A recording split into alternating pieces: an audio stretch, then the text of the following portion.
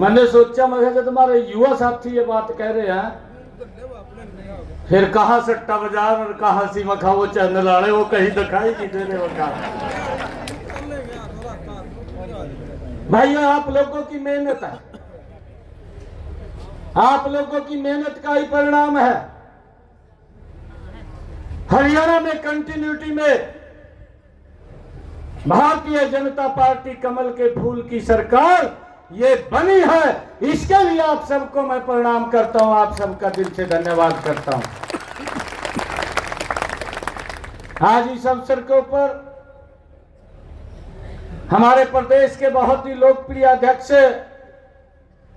दिन रात जो लगे रहे, मेहनत करते रहे, ये निर्णय कर लिया कि मैं चुनाव नहीं लड़ूंगा, मैं चुनाव लड़वाऊंगा। और भाइयों इसका परिणाम है भारतीय जनता पार्टी बड़े मैंडेट के साथ तीसरी बार सत्ता के अंदर आई है। ऐसे हमारे मोहनलाल कौशिक जी भारतीय जनता पार्टी के हमारे प्रदेश के माननीय अध्यक्ष और हमारे नवनियुक्त जो आपका आशीर्वाद लेने के लिए आपके बीच में आए, हमारी विधानसभा के deputy speaker doctor Krishnalal Meena ji आज आपके बीच में आए हैं, हमारे विधानसभा के डिप्टी स्पीकर हैं। और आप सबके दिलों की धड़कन लगातार आप लोगों के बीच में काम करते रहते हैं।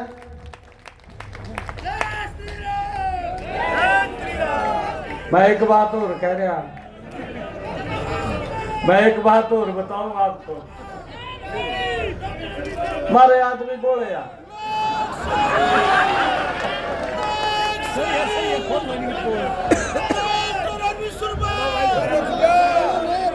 हमारे आदमी बोले यार, मैं आपको बता रहा।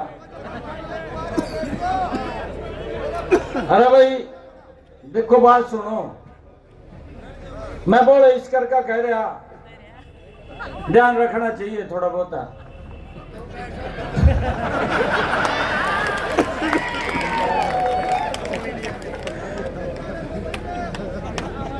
एक यहां से रोहतक से दीपेंद्र हुड्डा ने एक दुष्प्रचार कर दिया। अरे हमारा अरविंद शर्मा 4 बार का सांसद है, कोई छोटी बात नहीं है, बड़ी बात है।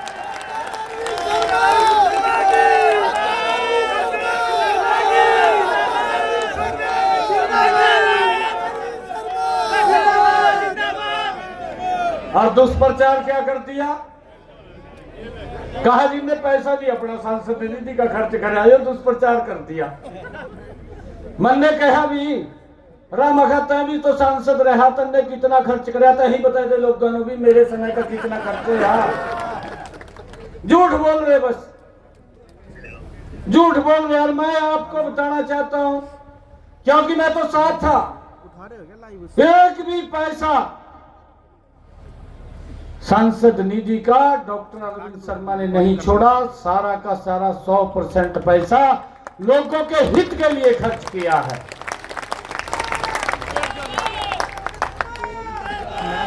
और उसने और तो कुछ मिला नहीं, इसके प्रति कहने नहीं वही मिला।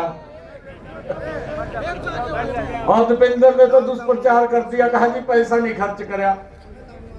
हमारे लोग बोले यार बात माएंगे, नहीं पैसा नहीं खर्च कराया जो चल रहा है ना, आप देख ले बस ये भाई, इसकी सजा दी देनी चाहिए। और मैं तो आप लोगों को दिल से धन्यवाद करता हूं, आप लोगों को सैल्यूट करता हूं कि आपने गोहाना से अरविंद जी को बहुत बड़े मैंडेट के साथ विधानसभा में भेजा है।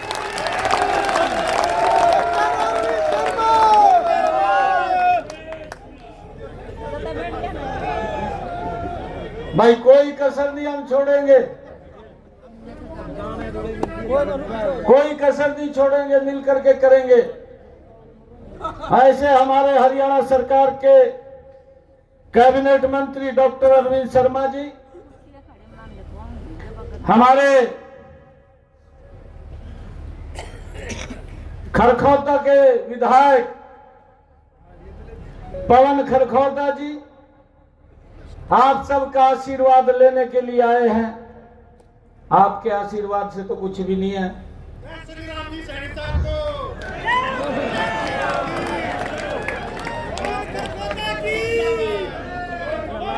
हमारे गन्नौर के विधायक,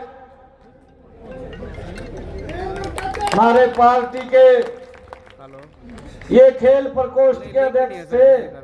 कई बार स्थितियां में बन जा, दोनों पहलवान लड़ पड़े, देवेंद्र कोशिकर देवेंद्र कात्याल। आपस में ही कुश्ती होगी दोनों की।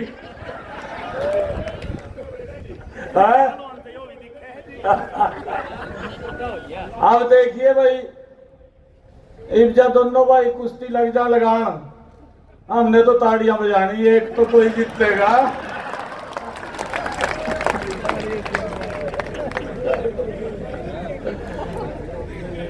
हमारे देवेंद्र कात्याल जी और देवेंद्र कौशिक जी दोनों को मैं बधाई देता हूं। और हमारे जिला के अध्यक्ष जसवीर दोदुआ जी, हमारे जींद के जिला के अध्यक्ष तेजेंद्र ढुल जी, हमारे बड़ौदा से जिन्होंने चुनाव लड़ा प्रदीप सांगवान जी, और जुलाना से जिन्होंने चुनाव लड़ा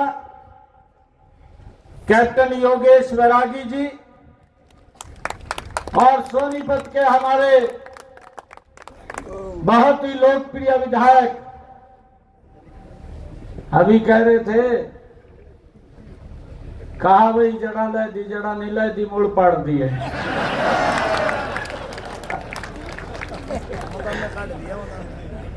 कई अनुसूची नहीं है, क्या हो गया कहा?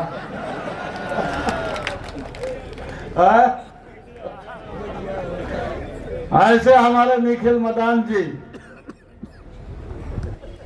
और आज के कार्यक्रम का जो आयोजन किया है हमारे बहुत ही पुराने मित्र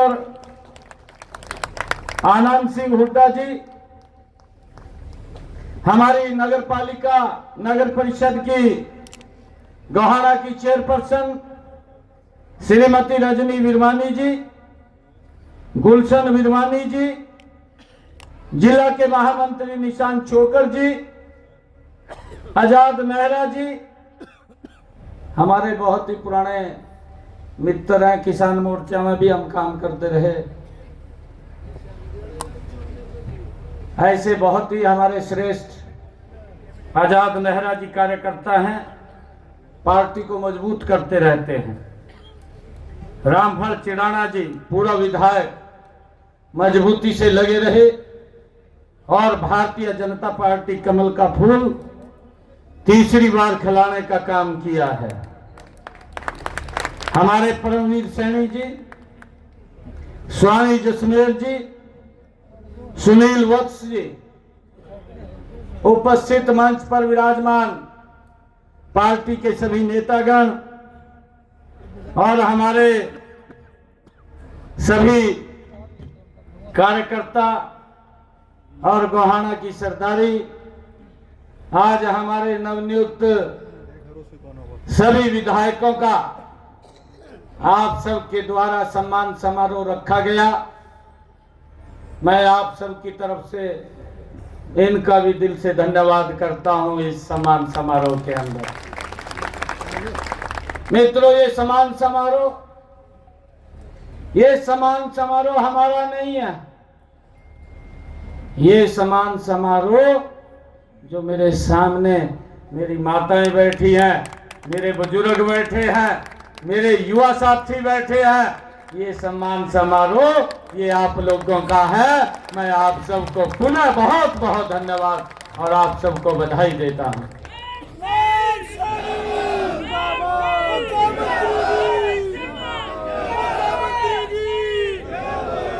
और हमारा ये अमित सैनी रोहतकिया भी है,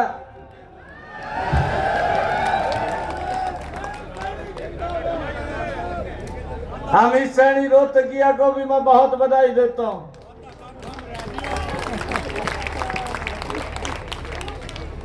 ये हमारे जो एक सांस्कृतिक कार्यक्रम होता है, कई प्रकार के तो गाने ऐसे हो जाए आदमी बीमार भी हो वो भी खड़े होकर नचने लग जा।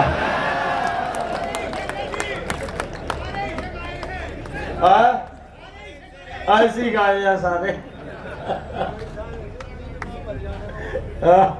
बिल्कुल।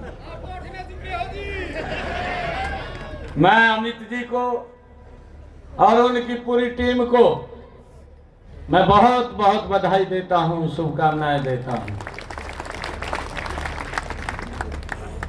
भाइयों, तीसरी बार हरियाणा में आप सबके आशीर्वाद से सरकार बनी है और हमने जो बातें कही थी उन बातों को इंप्लीमेंट करने का समय शुरू हो गया है।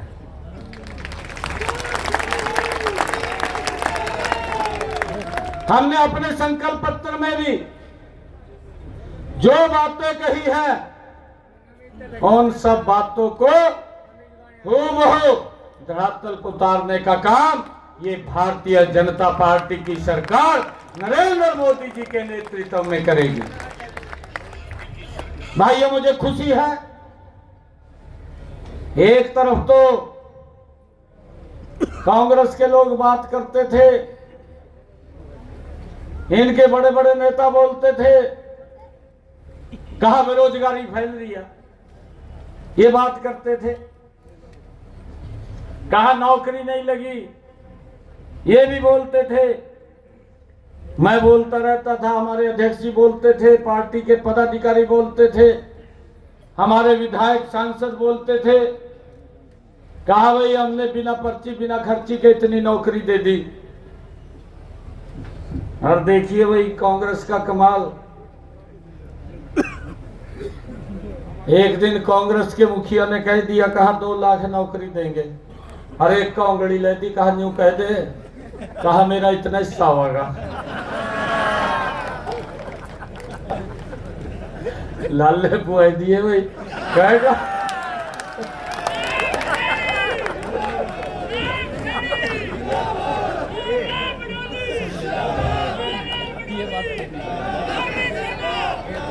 अब एक और बात बता रहा,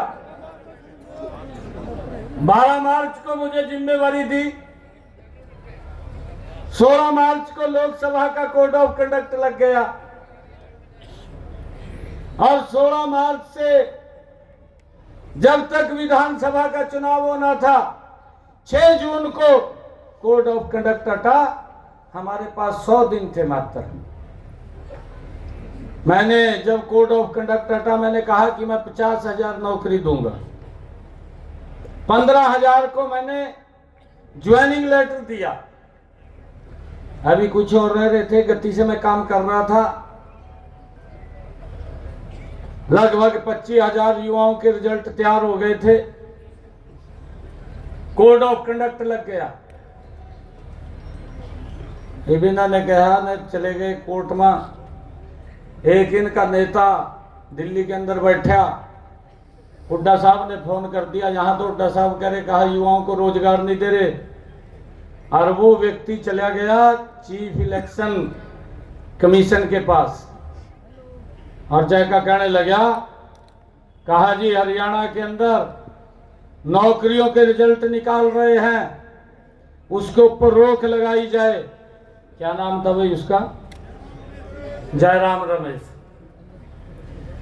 ये बुड्ढा का फोन तक रहा जयराम रमेश तो तुरंत फाइल लेकर चीफ इलेक्शन कमीशन पर पहुंच गया। कहा भाई ये रिजल्ट ना निकाला जाए। एक तरफ तो ये लोग बोलते थे कि हम युवाओं के हितैषी हैं और दूसरी तरफ अगर आप लोग देखते थे ये लोग युवाओं के विरोधी नजर आते थे कि वो रिजल्ट भी इन्होंने रोकने का काम किया जो हमारे युवाओं को नौकरी बिना पर्ची बिना खर्ची के लगनी थी। वो जयराम रमेश चला गया चीफ इलेक्शन कमीशन पर, कहा जी रिजल्ट ना निकलने दें, रिजल्ट पर रोक लगाएं।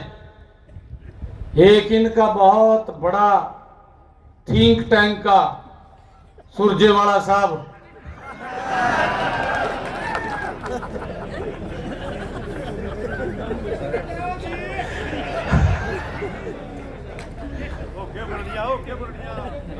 उसको तो अगर कोई छींक भी मार देगा प्रेस वाला तो चंडीगढ़ पहुंच जाएगा, गेल पड़े।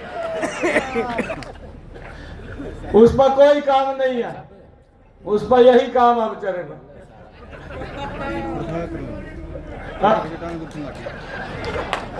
सरकारी डूमा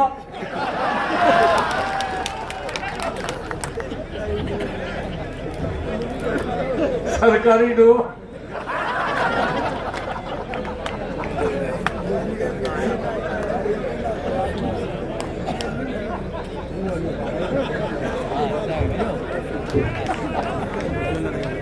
अली आप भी कह लो स्पीकर में जो कुछ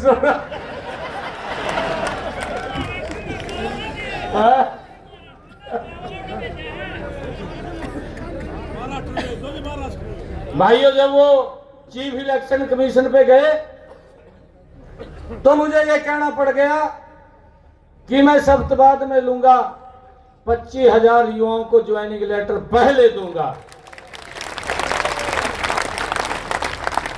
मुझे खुशी है, मैं आप सबको प्रणाम भी करता हूं।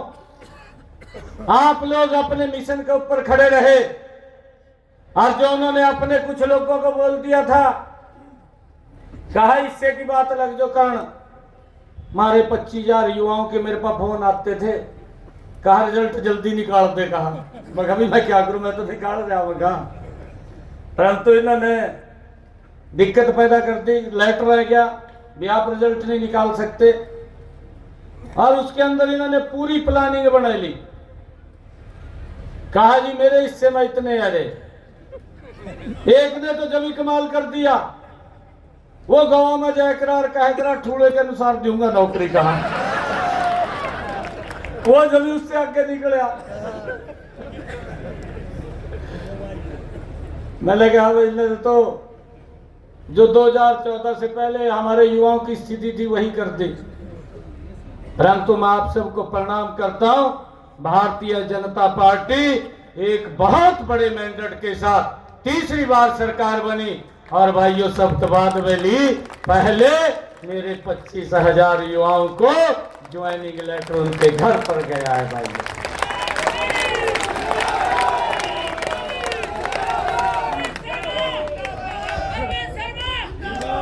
हमने ये बड़ा काम किया।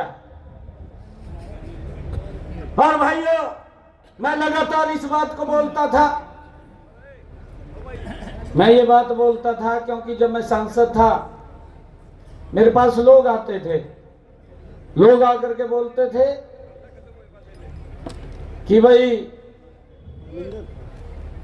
डायलिसिस के लिए हॉस्पिटल में फोन कर दें, मेरा फ्री हो जाएगा। क्योंकि डायलिसिस हफ्ते में भी कराना पड़ता था, कई लोग तो तीसरे दिन कराते थे, काफी पैसा खर्च होता था। एक डायलिसिस के ऊपर लगभग 2,500 रुपए खर्च होता था, 2,500-3,000 रुपए के करीब में खर्च होता था। अगर व्यक्ति को 4 कराने पड़ गए तो 10-15 हजार रुपए का महीने का उसका खर्चा होता था। हम फोन कर देते थे कि भाई इसका फ्री कर दो, फ्री हो जाता। बहुत सारे ऐसे लोग थे जो हमारे तक भी नहीं पहुंच पाते थे, बड़ी दिक्कत का सामना होता था। हमने अपने मैनिफेस्टो संकल्प पत्र में कहा 8 तारीख के बाद डायलिसिस हरियाणा के अंदर फ्री होगा, और फ्री हो गया है। किसी का कोई 5 पैसे नहीं लग रहा, कोई 5 पैसे नहीं लग रहा। भाइयों गति से काम करना, आदरणीय मोदी जी के नेतृत्व के अंदर यह हमारा हरियाणा विकसित हरियाणा बनेगा।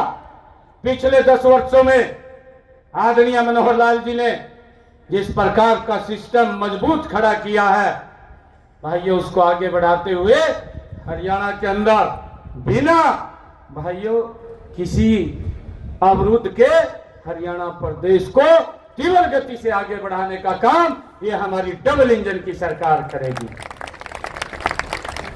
बहुत सारे काम हैं जिन कामों को गति से हमने करना है। हमने पूरी लिस्ट उनकी अधिकारियों को बोल करके तैयार की है। कुछ समस्याएं आपकी तरफ से भी आएंगी, उनका भी समाधान करेंगे, और कुछ जो हमारे ध्यान में आएंगी उनका भी समाधान करेंगे। बिना भेदभाव के करेंगे। एक ऐसा हरियाणा का निर्माण करेंगे। माननीय प्रधानमंत्री जी ने सपना देखा है कि जब हम भारत के, इस आजाद भारत के 100 वर्ष हम मनाएंगे तो मेरा भारत उन क्रांतिकारी वीरों के सपनों का भारत होना चाहिए जिन्होंने इस भारत की आजादी के लिए इस भारत भूमि के ऊपर कुर्बान किया है। उनके सपनों का हरियाणा, ये विकसित हरियाणा बनाने का काम ये हमारे सरकार मिल करके करेगी। भाइयों, आप सबको मैं इस अवसर के ऊपर बधाई भी देता हूं। आप सबको मैं धन्यवाद भी आप लोगों का करता हूं कि आप लोगों ने बिना भेदभाव के भाइयों मजबूती से तीसरी बार ये सरकार बनाई है। और मैं आप लोगों को धन्यवाद करने के साथ साथ इस बात के लिए आश्वस्त करता हूं, हमारी सरकार मजबूती से हरियाणा की अपेक्षाओं को, हरियाणा की आकांक्षाओं को पूरा करने का काम भाइयों गति से करेगी। आज हरियाणा दिवस है, आज दीपावली का पर्व भी है, आज विश्वकर्मा डे भी है, और आने वाले समय के अंदर भैया दूज का भी पर्व है, गोपाष्टमी का भी पर्व है। मैं इन सब पर्वों की भी आप सबको बहुत बहुत बधाई और शुभकामनाएं देता हूं। आज हमारा हरियाणा विकास के विभिन्न पड़ावों को आगे बढ़ता हुआ आज 58 वर्ष का हुआ है। मैं हरियाणा दिवस के इस अवसर के ऊपर पूरे हरियाणा प्रदेश वासियों को बहुत बहुत बधाई और शुभकामनाएं देता हूं। और मैं आप हरियाणा के 2 करोड़ 80 लाख लोगों को मैं बधाई तो देता हूं, परंतु ये विश्वास भी दिलाता हूं कि हरियाणा को गति से आगे बढ़ाने का काम ये हमारी सरकार करेगी। आप सबको मैं इन सब महापर्वों की बहुत बहुत बधाई देते हुए आप सबका दिल से धन्यवाद करता हूं। आप लोगों ने हरियाणा के अंदर एक बड़े मैंडेट के साथ तीसरी बार सरकार बनाई है। इन्हीं शब्दों के साथ जय हिंद, जय भारत, जय भारत माँ, भारत माता के, भारत माता के वंदे वंदे। बहुत बहुत धन्यवाद। बहुत बहुत धन्यवाद।